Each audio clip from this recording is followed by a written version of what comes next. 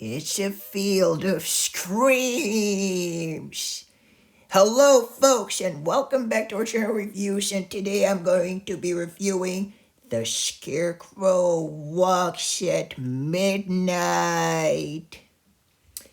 What an awesome front cover. I just cannot emphasize it enough. It is so wonderful. It is so scary. Basically, it's the middle of the night. You have those glimmering stars and the full moon. And you have that huge cornfield in the foreground, on the foreground. And you have that big, very scary scarecrow standing in the middle, and it is really, really, really creepy. I so love it.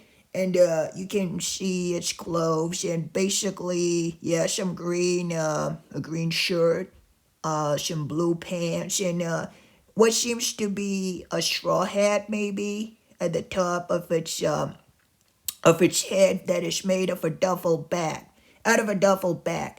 Man, that is so creepy and so awesome. I really enjoy the front cover. And just so you know, I also really like the reprint cover with that big scarecrow, which was a little bit different than this one. It had a pumpkin head instead of the duffel bag, I believe. But it was still awesome. So the colors seem really catchy, and you have a lot of orange that seem to be basically maybe a fire being reflected, like sort of producing some kind of an eerie, spooky light around there. Yeah, maybe somebody's lighting up the place. You never know, right? It's Goosebumps after all. But let's not speak too much about the front cover. Let's move on to the book itself. So basically, what is this book about? Now, the book is basically taking place in the middle of the summer, if I'm not mistaken, maybe end of the summer. It has that kind of autumn sort of start of fall vibe to it, like it's taking place in really late August, possibly early September. And as the days, start getting a little bit shorter, and you have that kind of vibe that it's that's pretty much like the kind of vibe you'd get near Halloween, that kind of thing. So basically, yeah, I said a lot of I just wanted to kind of start off with those few things, with those few things. So I said a lot of things about like the setting of the book, but now I'm gonna move on to the book itself because I already kind of already situated the book and what's taking place and so on and so forth. But now let's go on with the storyline itself. So basically, you have two kids. Their names are Jody and her brother Mark. And basically, it's the middle of the summer, and they're going to be visiting their grandparents who live on a farm and have that big cornfield. And out of that cornfield, you have a lot of scarecrows, that are kind of yeah, basically erected on those tall sorts of trees, I believe, or I don't know much about scarecrows, so I'd assume those are trees, or at least some yeah, sort of crosses, kind of cross-shaped trees, whatever you want to call them, so that they would be seen, right? Because that's the point of having scarecrows, in your corn on your cornfield, right? And so basically, they're going to spend their holidays there, and over there they have their grandparents, and they're gonna be staying with them for I don't know how long. I believe it's a couple of weeks, maybe.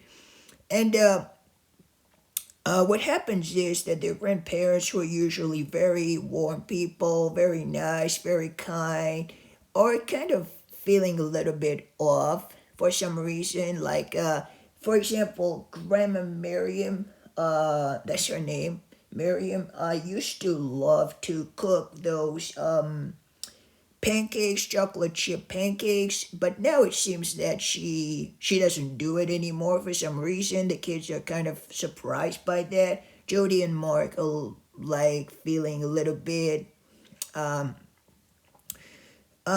perplexed about it, like they don't understand what's the matter, and so they're gonna try to understand. And their grandpa also, Grandpa Kurt, used to love to tell them scary stories, near the fireplace, those kinds of scary stories you'd hear at night, sort of campfire tales. But this time he doesn't for some reason also, so he's feeling a little bit weird too, a little bit off. And I forgot to mention, but Grandpa and Grandma had that I don't know how to call him, but basically maybe an associate, an aide, a farm aide. I don't really know, how to describe him appropriately, but I would say he's a colleague of them. He works for them, and basically he shares a house near theirs, I think. And Stanley's pretty much he's kind of a nice guy. He's kind of a guy who likes to help around, I guess. He's the one who actually picks them up at the bus station and when they arrive in town, I believe. And he seems really nice, but there's something kind of fishy about him. Like he sounds kind of weird. I don't know if that makes any sense, but basically, yeah, there's he has that weird I don't know how to describe it, but he has a weird a complex personality, right? He you don't really understand. You don't know if he's a good guy or not at the beginning. In the beginning, at the beginning, you kind of wondering what his true intentions are. So yeah, kind of a mystery revolving around this character. And he has a son. I completely forgot his name. But I believe that they nicknamed him Sticks because he's so thin, like Sticks. And that may sound a little bit mean to some, but I think it was pretty funny in this book. I didn't mind it that much, but yeah, if you have some friends and they look a little bit thin, don't go out, calling them names like that, Sticks, because it may offend them, and really, it may not be all that fun to them. But yeah, that was pretty funny in this book. I mean, it's Goosebumps, right? I mean, characters are usually really disliked for some reason, especially the way they look, their physics, like Stein always uses animal comparisons when describing them. He called them similar to birds and stuff like that. And so yeah, that's one thing about the book. And so basically, what happens is that there's something fishy about the place because of all the scarecrows, right? Like the scarecrows seem to be moving and shifting positions at night. There's a really scary scene at some point in the book. I don't want to say too much about it, but man, was it scary and so well made. I really enjoyed it. And some people mentioned a few things that I would like to, mention as well. And namely, Goosebumps, the Grayson kid, who's doing awesome videos, and Michael Goosebumps said that it felt kind of similar to Jeepers Creepers, the movies. I don't know if you watched them, directed by Victor Salva. I did review them on my channel. If you'd like to check them out, feel free to do so. But basically, yeah, it definitely has some similar elements to it, to the movies, especially the scene out in the cornfield, like the scene at the beginning of the second film. Man, that was so good. I really enjoyed it. And so yeah, it kind of feels similar to it. So basically, here's the thing about those scarecrows. Those scarecrows seem to be moving at night, shifting position, and there's something really fishy going on in that cornfield, if you ask me. And the characters are gonna try to figure out what exactly is happening, what the heck is the matter in that town, and they know that somehow it has to do with those scarecrows. There's some really creepy scenes, like the scene at night, a scene in the barn, and another few scenes, I believe. For example, at some point they're kind of they're out in the field with sticks. They're going someplace, and all of a sudden, there's a scene involving the Scarecrow. Man, was it scary. It was so good, man. I really enjoyed it. I mean, this book itself is awesome. I cannot even emphasize it enough. I would like to mention it. It is so great. I mean, this is so. It's such a splendid book, man. One of my favorite ones of all time, definitely, hands down. I so love this book. It is so good, so well written, so scary, so creepy. All elements of a scary novel are here in this book in particular. Man, that was so good. So I guess I said it all. The scene at the end, the final twist is very well made as well, well written, and it's really scary. And the reading of this book really flows like a river, man. It is so good. Again, The Scarecrow Walks at Midnight, one of my favorite Goosebumps books of all time. I know a lot of people speak about it and really love it, and I can really, definitely, totally understand why. Scarecrow Walks at Midnight is an awesome book, really good, really well written, and yeah, I think I said it all pretty much, right? So Sticks, what's his name? The boy's name, his real name. I kind of forgot about it. Maybe I can find it somewhere. I don't know. Maybe it's gonna take too much time, and I don't wanna bore you with annoying details and stuff, tedious things like that. But yeah, let me know in the comment section down below if you remember his name. I think it's just referred to as Sticks, right? Nothing much, nothing less.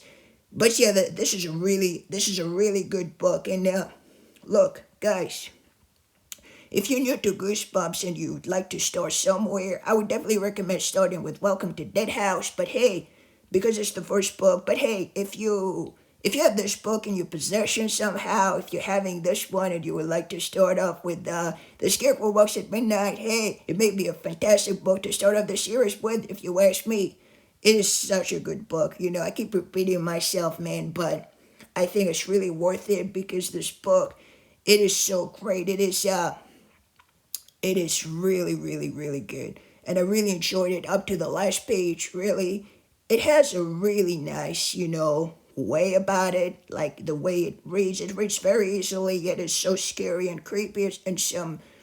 In a lot of places in this book, in a lot of scenes, it gets really scary. And so I just wanted to let you know about this, I guess. So now that I'm done with it, perhaps I would like to give it a rating.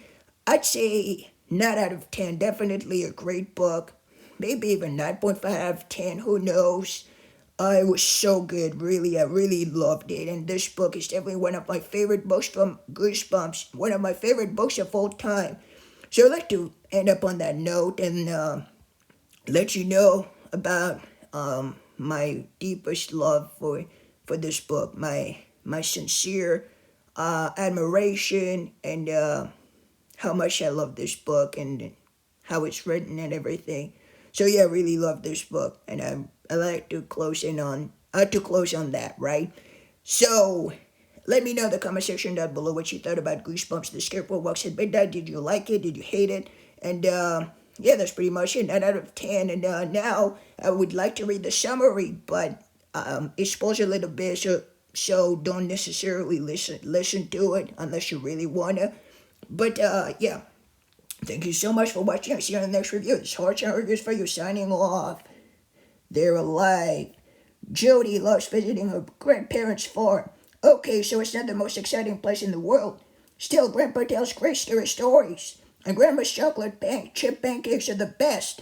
But this summer, the farm has really changed. The cornfields are sparse. Grandma and Grandpa seem worn out. And the single scarecrow has been replaced by 12 evil-looking ones. And the single scare... I keep messing up. I'm sorry. Let me restart. They're alive. Jody loves visiting her grandparents' farm. Okay, so it's not the most exciting place in the world. Still, Grandpa tells great scary stories, and Grandma's chocolate chip pancakes are the best. But the summer, the farm has really changed. The cornfields are sparse. Grandma and Grandpa seem worn out, and the single scarecrow has been replaced by 12 evil. And the single scarecrow has been replaced by 12 evil-looking ones.